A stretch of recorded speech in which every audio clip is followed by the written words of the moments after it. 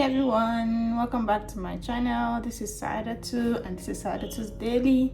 Thank you for always coming back. If you're a new subscriber, thank you for coming, and I hope you get hooked and I hope you get subscribed and you keep coming back. For returning subscribers, you're the real G's. Thank you very much for always coming back to watch my videos. Please leave a comment behind if you have any comment and like the video. I'm very sure you're going to love this video. So today we're going to be talking about something which you've probably heard before and which is really a surprise to some people. It may be surprising to people that are not yet in Canada, but for those that are here, you could relate more with what I'm about to say. For those of you that are yet to come, yeah, it's a really big dream for you. You want to relocate from your home country, you want to come to Canada. I was also in your shoes, you know. My whole mind was just here. I just wanted to come. The application process was so long. I was really anxious to come and apprehensive and everything. And upon landing, you get to realize that there's nowhere that is perfect. There's no perfect country. There's no perfect system. You know, just that some are more perfect than the other, if there's anything like that. So there's nowhere that is perfect. Your home country is not perfect. Canada is not perfect. US is not perfect. UK is not perfect. Nowhere is perfect. It's just how perfect it is compared to the other. I hope I'm making sense. Yeah, so this video is not intended to discourage anybody. I can't even discourage anybody. Nobody could discourage my family from chasing the Canadian dream. Nobody. I can't discourage you, and I'm not trying to put a kind of negativity in your mind. It's just the reality. Whatever you see here is just the reality of what is happening and why people tend to kind of leave Canada back to their country. You know, sorry, I'm distracted. I'm facing my backyard and I'm really enjoying the spring. We're out of the winter. This is now the summer period and my lawn is so green. It's so beautiful. I'm just distracted. I'm facing my backyard, so sorry about that. That's a distraction. Okay, so as I said, there's no perfect place, there's no perfect country. Even the Canadians are complaining of some of the points I'm going to give you, and the new immigrants are also complaining about it. Well, some people have this at the back of their mind, but it's not enough reason for them to go back to their country. But some people, it's enough reason for them to pack their bags and say they're going back. I've had enough, I'm going back to my country. So it just depends on where you're coming from the country you're coming from, how the system is over there, and how you could, like, if you're okay with where you're coming from, it's very easy for you to say, yeah, I'm going to go back to my country. But if you're coming from a country that is there's a war zone, there's high insecurity, there is high cost of living, especially the security part, then you just feel like, I'm just going to stay back here no matter what I face. After all, there's nowhere that is perfect. So for me, you may want to know my opinion. Well, at the end of the video, I may say my own opinion about if I'm also going to pack my bags and go back to my home country, or if I'm just going to stay no matter what it is that I face here. So please sit back and listen. Okay, so I can't help but to just admire the dress shirt I'm wearing. It's a Tommy shirt, you know, Tommy Hilfiger. I really love it. It really brought out my color. I love the color. I never knew I was going to be able to wear an orange dress. It looks red, but it's orange and I love it. Okay, back to the main thing that brought us here. Okay, so the first and most important reason why most people tend to pack their load and go back to their home country is because of the extreme winter condition. Oh boy, it's extreme. Coming from a country that is all year summer, it's all year hot, even the rainy season, you can't go below 20 degrees Celsius in Nigeria. No. Even when I was in Plateau, when I was serving in Jos, I think there was a time it was 19 degrees, but that's because it was in Jos. And I later left Jos, and before relocating, I was down in Sokoto State. Yesterday, I was just checking the temperature. I saw 40 degrees. I just quickly closed it, like 40 kilo day. So because of the extreme weather conditions, a lot of people pack their bags and say, oh boy, I can't continue in this country. This is not my place. I'm going back to my home country. Maybe based on health reason. I have a friend who relocated to the UK, and she said, Canada, I'm not even considering coming to Canada because I can't stand cold. I have leg issues, I have bone pain during the harmattan and all that. So she just respected her old age and said she's not coming to Canada. We also have Canadians here who during the winter, they pack their loads and they relocate to another country. They will say they're going on vacation for 5 months. They pack their load and go to other warmer countries and come back when it's now summertime. So even the Canadians themselves, some of them cannot cope with the cold. So during the winter, it can be so boring, it can be so lonely, so depressing, especially if you land from a country like Nigeria. You land during the winter. It's really, really extreme. So imagine leaving your country at 36 degrees and you're landing at -5 degrees. It's colder than your coldest deep freezer. Like, so because of the winter, the harsh winter for almost half of the year, if not even more than half of the year, most people cannot stay. So they just feel this is not a place for me. So people pack their load and leave, either permanently or for the period of the winter. They leave and come back, back to Canada. But most people just feel this is not a place for me. I can't stay here. The weather is too harsh. It's for almost all year round. I can't cope. Maybe health conditions or something, and then they just pack their things and leave. So that is the major reason why most people tend to pack their load and leave Canada. So the second reason has to do with the job market. So the job part has to do with, let me say, in two parts. So the first part is, in as much as you hear that there's job in Canada, there's different types of job. When you come, I landed in Canada, I got a job within 2 weeks, or I got a job before coming to Canada, or all that. There is job and there is no job. Where you see a family that landed and this second week they've gotten jobs, you still find some people still landing without jobs for 4 or 5 months. Yeah, you may feel there's jobs, there's everywhere, but it's not everybody that can do the kind of available jobs. So we have people that left their home countries doing very, very well. They've reached up in their career ladder, in the corporate world, they're really big guys and all that. And then they come to a country like Canada and then they're required to start from scratch, from entry level. And even before getting those entry level jobs, they may have to do some kind of survival jobs, like menial jobs that they cannot even dream of doing in their home countries. Like, how can you tell a bank manager to come and work in a McDonald's flipping burgers? No. Or you tell me to come and work in a supermarket and I'll be standing for the whole 8-hour shift.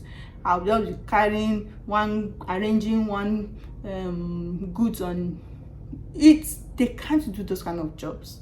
So before you even get a kind of a white collar job, like you have to first sometimes have the Canadian experience before you can now have a corporate job. And that corporate job, you're not going to come and head the people you met there. You're going to come and start from scratch.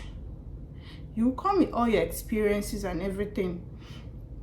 In fact, the way Canada picks people that comes into their country, they pick the well-schooled ones. Like all the Nigerians you meet here, they have their first degrees. Majority have their second degrees. They have over 5 years of work experience. Like for me, before coming here, I had like 12 years of work experience as a business development manager. I was like, when I come here, I'm going to get a big job. I'm going to be a big girl. I have my master's. I have my MSc. Yeah. But when you come here, sorry, you can't come. We have few people, though. We have some people that actually came and got their dream jobs, but those people are very, very, very few. Majority have to start from scratch. So it's not everybody that could come here and then be able to want to start afresh.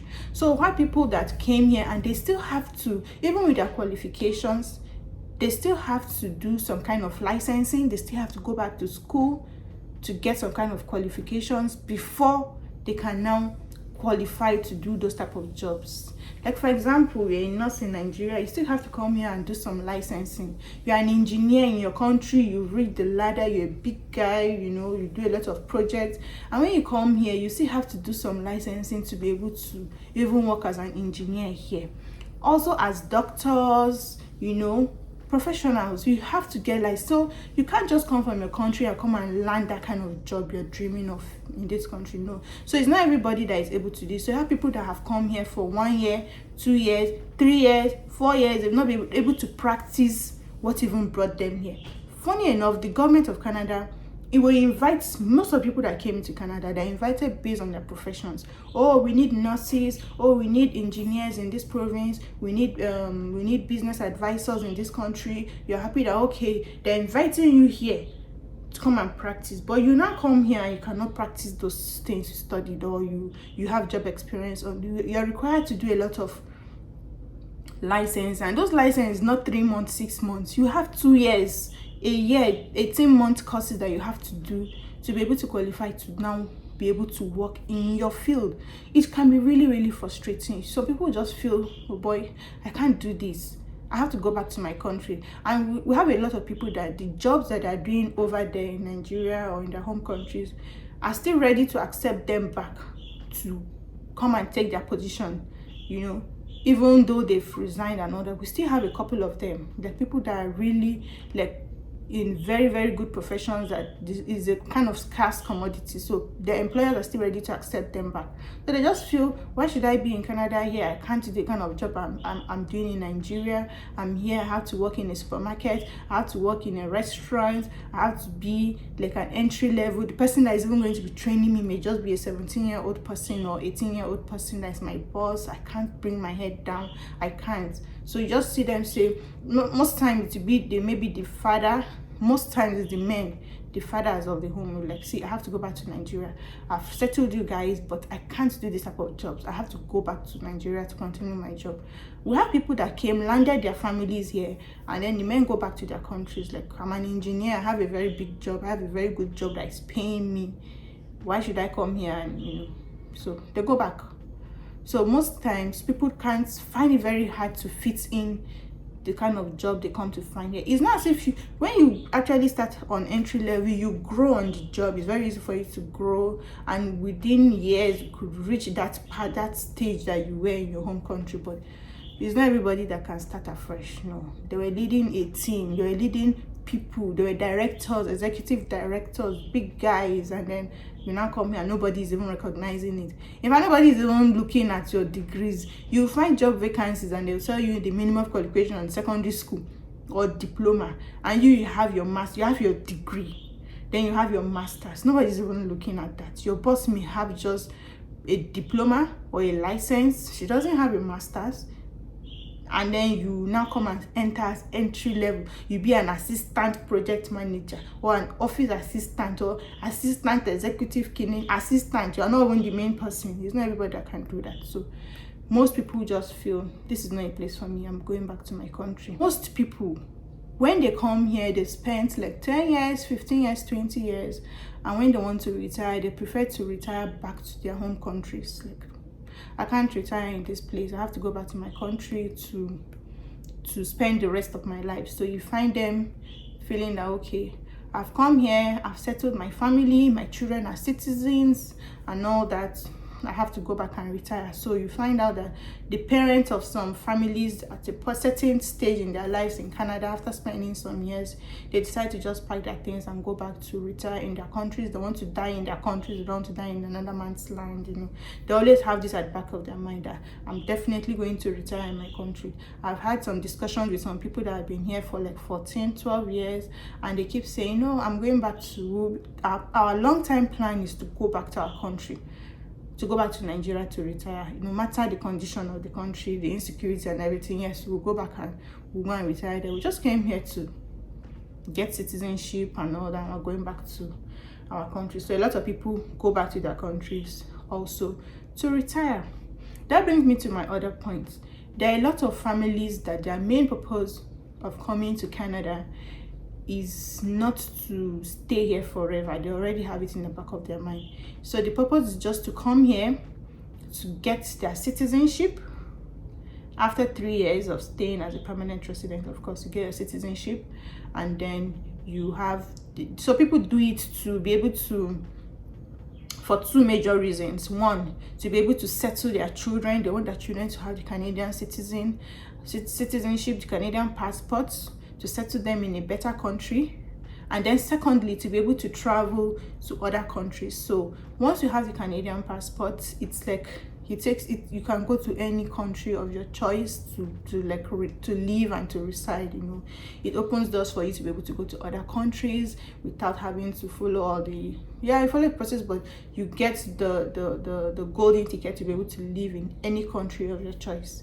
It opens doors for you. So the purpose of that, people coming into Canada, is for them to first land their family, get their children settled, get them to have the Canadian passport, and then to be able to fly and travel and settle them in any country of their choice. So you discover that people come here, they just decide to stay for the first 3 years, mark their time, get their citizenship, pack their loads, and leave. Some even live back with their children. Their children can always come back here to school as a citizen. They can always come here on vacation on any time and all that. So their long-term goal is not to stay here. They just came here with a plan that, okay, we're here to get our citizenship. I want my children to have the passport, and to leave back to their home countries or to move to other countries. So that is the long-term goal of a lot of people, and that's why you see they pack their bags and leave. So another reason is that this country, Canada, is boring. It's so boring. I underestimated it because as a JJC, when we just came, we're so happy, we're in a new country. I'm in Canada, I'm in this, everywhere is cool, everywhere is beautiful, everywhere is serene, everywhere is quiet, you don't get to see a lot of people, everybody is just on their own. But for the first 2-3 months, you'll be like, what's this? Where's everybody? Actually, we came end of summer, when it was almost winter, and we now experience the dullness, the boringness. Imagine people that came alone, maybe on studies, you didn't come with your family. I came with my family, with my children, but there are times that I break down. I've broken down on 2 occasions where I really felt bored. It was so boring to me. I miss seeing everybody. I miss seeing people. I miss seeing people on the streets. Like, you are trekking or you are driving, you are honing, move, shift. Can't you see? You see people crossing the road anyhow. You see animals, you see people. Nigeria is populated. People are plenty.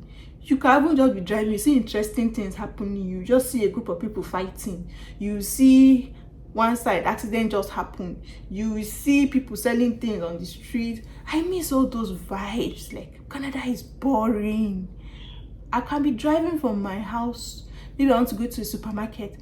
If I carry biro and say I want to count the number of people I saw on the road, don't be up to 10. 10 is even too much. I'm not exaggerating. The number of people you get to see. Yeah, in the summer now we get to see a lot of people now, but during the winter you will not see anybody. You just see a car just pass, another car just pass. Though I live like in the suburbs, not really in the city, so it's really boring. Even people that live in the city, you have to really be deliberate about catching fun. Like, you have to get appointment, make plans with your friends. Okay, let's hang out on so and so date. You have to fix a date that's convenient for you and your friends. Like, recently I went to Winnipeg with 2 of my friends, and we had to like schedule the appropriate time that we're going to travel, make that trip. It's just a 1 hour 30-minute trip, and we're supposed to come back that day. But we had to consider, okay, when am I not working? When are you going to be free? When are you going to be free? We had to plan, and then we were able to pick a date, and the date was a long time, so we had to plan towards that. In fact, one of us was even already backing out that I can't make it. Something just came up, I can't make it. So you have to be deliberate about catching fun. If you're lucky to have a partner that also is a little bit about catching fun, yeah, he's going to help you. But if you have a partner that is always home, like likes being in his room, is always, he will enjoy this part of the country, this part of the world more. But if you're a type of person that likes going out and all that, you will really struggle, you know. So Canada can be boring. Coming from a place like Nigeria, especially people that came from Lagos, Port Harcourt, those jai guys are always going up and down. You come here, it's boring. You just face your job. Even sometimes when you're off from work, when you don't have a shift that day, you just tend to want to take more shifts. Like, what am I even doing? There's really nothing fun happening here, especially when it's during the winter time. You'll be like, I'm just take more shifts. Nothing really much is happening here and all that. So Canada can be boring. So I have a lot of people that feel this is not a place for me, man. I can't survive in this place. It's too boring. And then they tend to pack their load and go back to where they're coming from. So another point which can be surprising to a lot of people, it was like a shock to me, a very, very, very big shock to me, because it wasn't one of the things I envisaged that could ever happen to us in Canada or that we could ever experience. The healthcare system here in Canada, I'm not understanding it. Like, with the way you feel Canada is really advanced, the first world country, it's the dream of everyone. The healthcare system, I don't understand. It's bad. It's really, really bad. So when coming, we felt okay that when you come, you get a family doctor, you get this, you get that. So when we came, we applied to get a family doctor. How many months am I here? Over 7 months. We're still on the queue looking for a family doctor. We'll never get family doctor. When the children are sick, uncle. So it's not like Nigeria that you are sick, you just carry your car keys, I'm coming, you drive to your hospital, you will definitely see doctor. You will see somebody that will listen to you. I have headache, I have malaria, my body is paining me, I have body pain. They will write something for you, you will go and buy drug. Even that feeling of getting someone to even talk to is enough for you to even get better. Then they will prescribe drug for you. You shall take drug. You know that you've sorted out your issue. But here you are sick. You will first now call hospital for appointments. And if you don't even call at the right time, you may not be able to get appointment for that particular day. Okay, you now call. They now give you appointments if you are lucky that day. You will now go to the hospital. You will now complain to doctor, especially like children. She has stomach pain, she has headache, she has fever, she has, oh, it's a bug. It's definitely a bug. All the kids have it these days. So she's going to what days to say? Like, she'll outrun it, she'll outgrow it. Like, just give 5 days, 10 days, just give her Advil, just give her, that's like ibuprofen, like Panadol Extra. Just give her. I'll be like, this is what you told me the last time. This is, so they'll just keep. Is she throwing up? Is she dizzy? Is her head spinning? If you say no to all those things, it's stomach bug. Don't worry, it's just a normal virus going around school children age. Don't worry. You almost be arguing with doctor. I say this child is not well. Like, that is even before you even see the doctor. So they tend to, even these days, we tend to even don't go to hospital anymore because it's not even like efficient. So we have this online doctor that we see. They call it QDoc. For those I don't know, if you're in Canada, you have difficulty in getting a doctor or something, go online, qdoc.com. You get to see it. It's a platform that for doctors on queue that are waiting for you. So when you're sick, they come online, you complain to them, then they'll ask you for the nearest pharmacy. They'll do prescription for you. They'll fax the pharmacy close to you. You go and pick up your prescriptions there and you'll be fine, instead of going to the hospital. Because I know a lot of Canadians find it very hard to see a doctor. We have walk-in clinics also that you can walk in and say, okay, I'm sick, I want to see a doctor. But my sister, you will go and sit down, especially if it is not emergency. Even if it's emergency, so all of you is emergency, Abby, before you will be attended to. So you go to a hospital, you say you have emergency case, you go there and you see other people's emergency that is more than your own emergency, and trust me, you're going to spend like 5-6 hours before you are being attended to.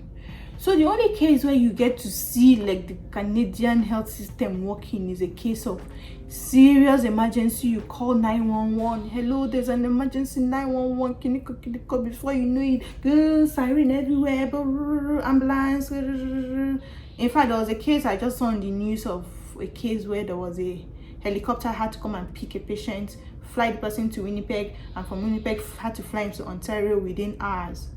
That is not the case we're looking for. My normal feeling of body pain, I'm throwing up and everything, I need you to attend to me. It's not a case where you have to come and lift me up with a helicopter that I want. We don't pray for that. So you have even a lot of Canadians still complaining about this.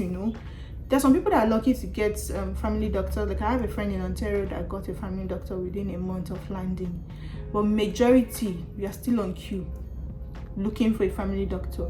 And it's not as if you want a family doctor that you can just carry your car keys and say you want to go and see. You have to still book appointment time, So the health system really has a lot of things to do.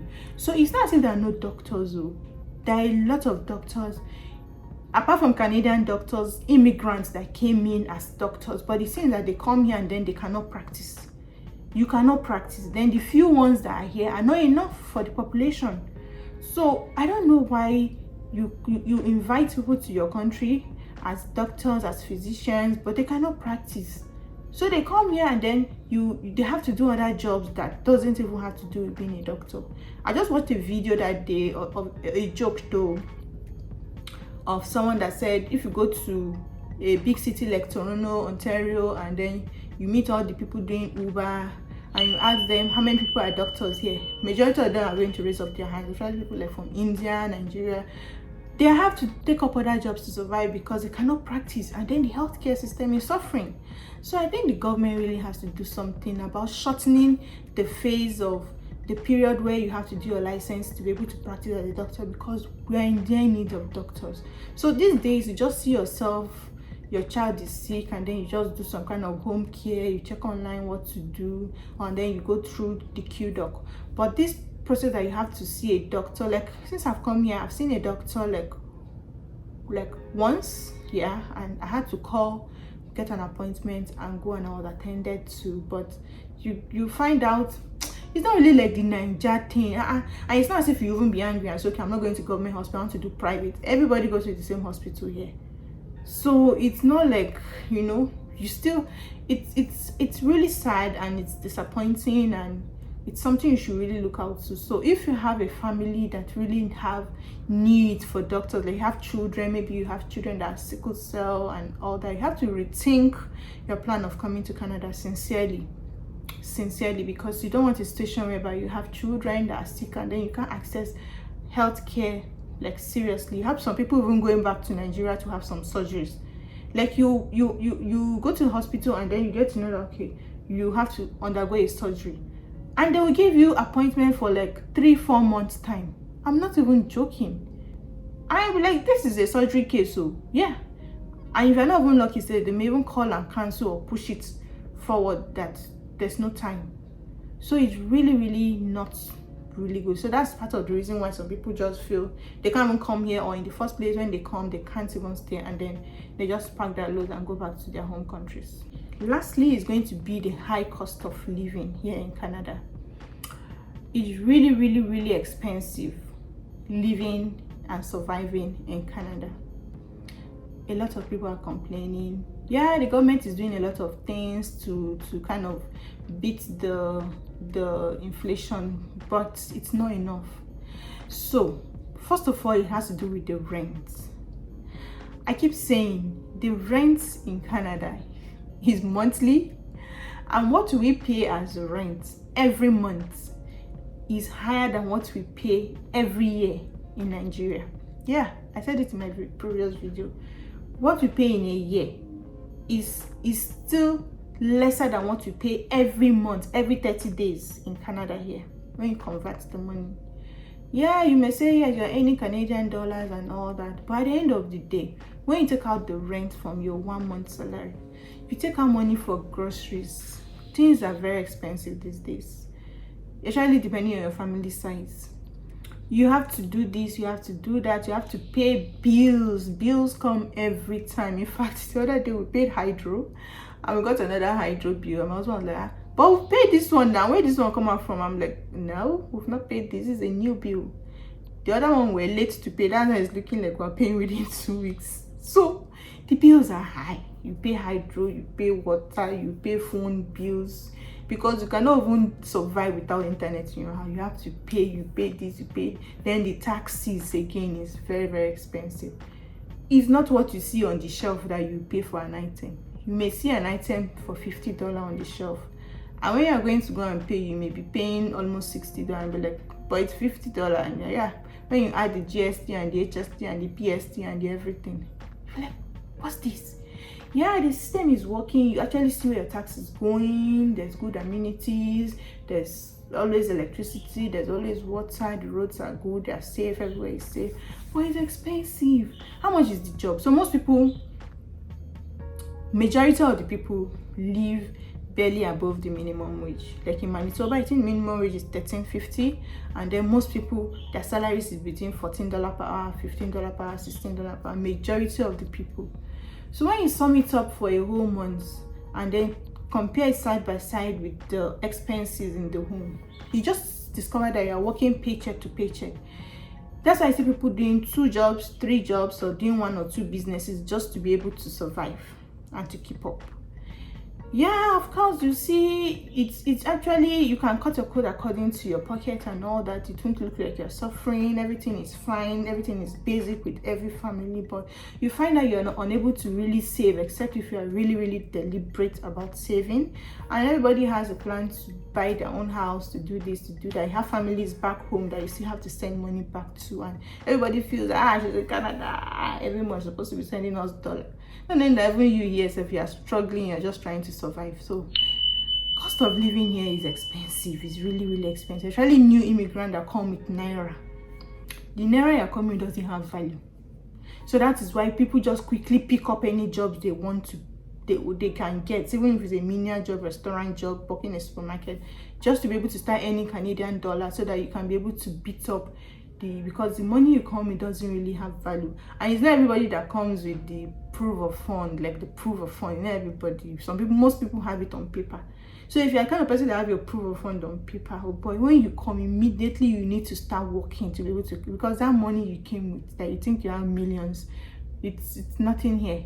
You know, when you pay your first bill, house rent, first, second, third house rent, I will clear. Yeah, I will clear. Like, so it's really expensive living in Canada. So people just feel, the job I'm doing in Nigeria, I'm being paid like 1.something million, I'm being paid 900K as salary every month. I'm able to, when I pay maybe, let's say 700K as rent for a whole year, and every month they're paying me 900,000. The children's school, yes, and you pay every three months. You just discover that, see, let's go back. Especially when you've even gotten your citizenship, you know, people just tend to say, this place is too expensive for us, can we just come and be going back? But you know, most people would not also, this brings me back to the beginning of the video where I said, will I want to go back to my home country? I would really, really, really love to go back to Nigeria. Like, there's no place like home. There's really no place like home. No matter how bad your country is, no matter how, not like saying Nigeria is that bad, we have worse countries, you know, but you just discover that there's no place like home. We're trying to like settle down to like see this as our new home, but it's always going to be at the back of your mind that there's no place like home. So will I want to pack my load and leave? Probably when I retire, I will really want to go back to my country, and I really want to have opportunities to be able to go back to Nigeria at will anytime I want to go spend 2-3 months, come back, 2-3 months, come back, you know. I would really love that, and that will only happen when we're able to settle down financially, save a lot, and because it's not easy to fly and come back, because as you're flying to go back, you're not working, nobody's going to pay you for those times you're vacationing in Nigeria, so you have to save for that. It's not like Nigeria that even if you don't go to work, you're on leave or something, or the shine way you can do it that your monthly salary will shine enter at the end of the month. It's not like that here. In this place, if you don't clock in, salary will not clock into your account. Forget it. So I want to have an opportunity where I'll be able to go back home, catch fun with my family, with friends, and be able to come back at will. And it involves a lot of money, and in the long run, yeah, I would really want to go back to my country. Yeah, I really want to go back to my country. I love Canada. I love the people. The people are nice, they're polite, they're welcoming. I watched a video of someone that was saying Canadian niceness it did not reach from here to there.